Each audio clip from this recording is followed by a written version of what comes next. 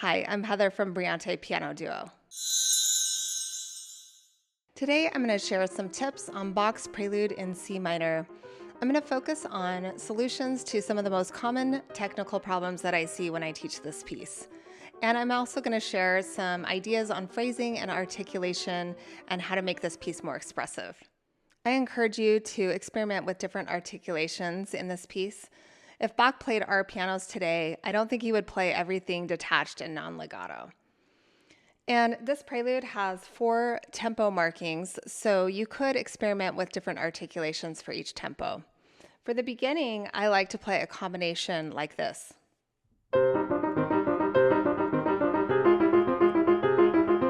So I'm playing the notes on beats 1 and 3 a little longer, and then the rest of the 16th notes more detached.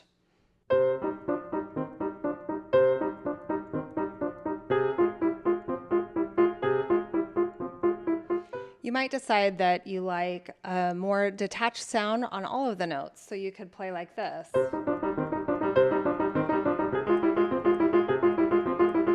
On the adagio sections, I play legato because I like a smooth sound on these beautiful slow parts. So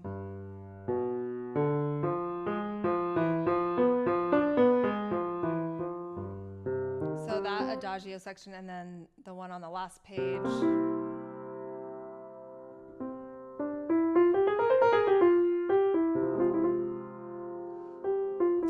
On the presto section, I play just slightly detached, but you could choose to play legato, and that might help you to play fast and play truly presto.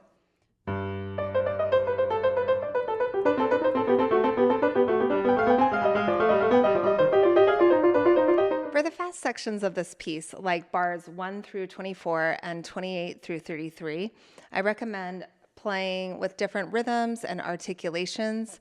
It will help build finger strength and also help you with even playing and keep your practicing fun and interesting.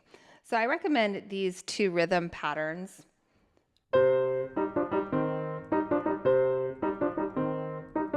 And then this long, quick rhythm. And then practice playing all the notes staccato.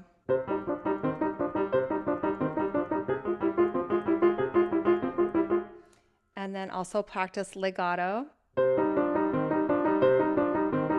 When you're first learning this piece, hand-separate practice is definitely a good idea.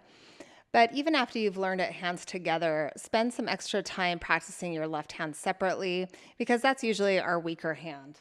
Spend quite a bit of time practicing with the metronome on these fast sections so that you can develop even playing. I recommend having the metronome ticking for 8th notes so that you have a lot of beats in the measure keeping you on track.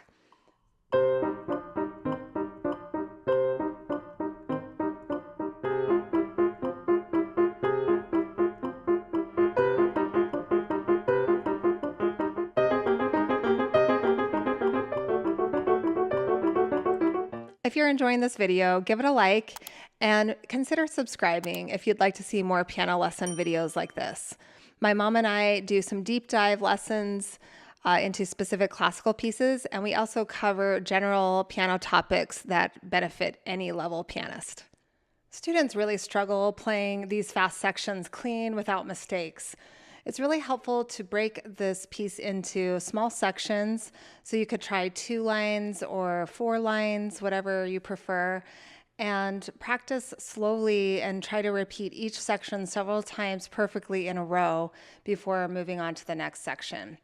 Some of my students can't slow themselves down and they tend to get faster and faster and faster, so I will assign metronome practice to keep them slow. So around 70 is a good starting point for 8th notes.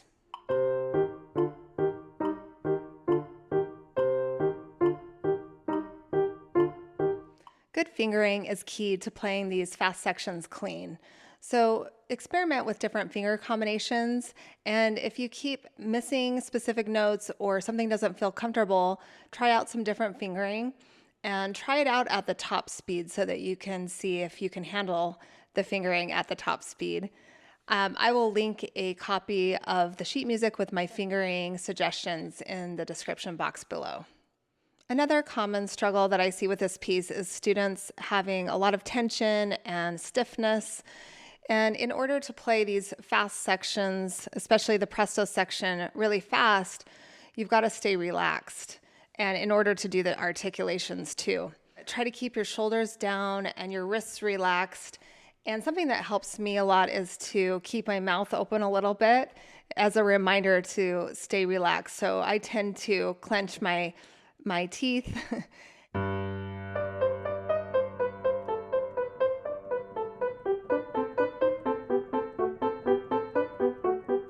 Another quick tip is be aware of places where you might be twisting your wrist in order to get to black keys.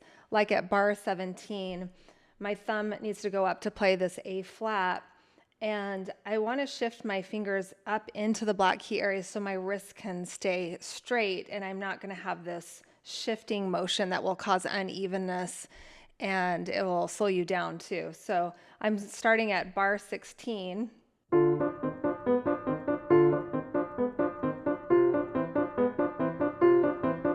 Experiment with the dynamics. Listen as you practice and try to bring out the tension and release that happen naturally in the notes.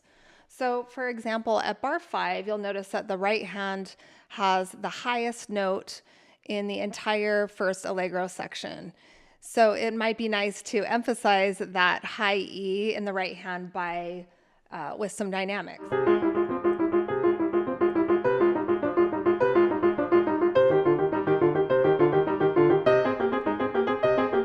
Bars 21 through 24, the first note in the right hand of each measure is going higher each measure. So E flat to F sharp to G and then to A flat. So doing a crescendo seems pretty natural and will help bring out the tension in the music here.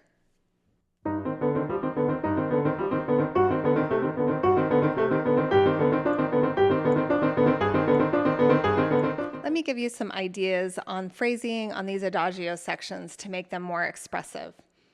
So on the first adagio section, I like to start slow and think of a roller coaster effect. So you're at the top of the hill and you're starting slow and you're gradually going down the hill and gaining speed. I'm going to start a few measures before.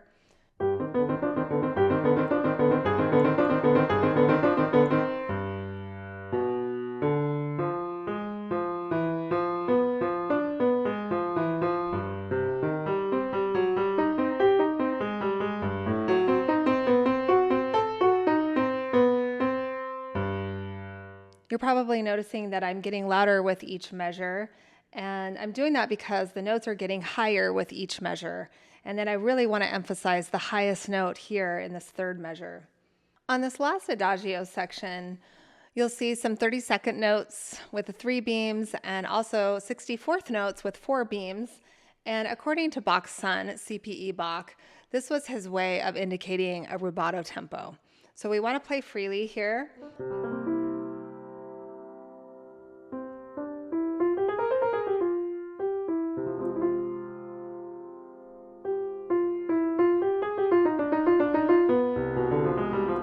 Make sure you're holding these rolled chords for a while. And make sure you're coming off the left hand for the rests. So, off.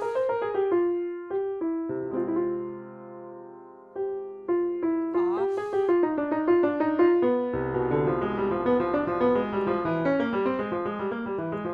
And here I like to do a decrescendo because the notes are gradually descending.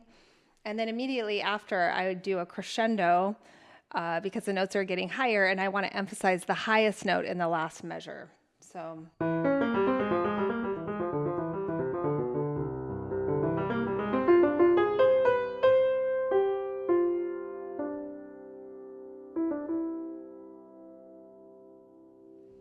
And make sure you're holding that left hand octave all the way through the end of the last measure.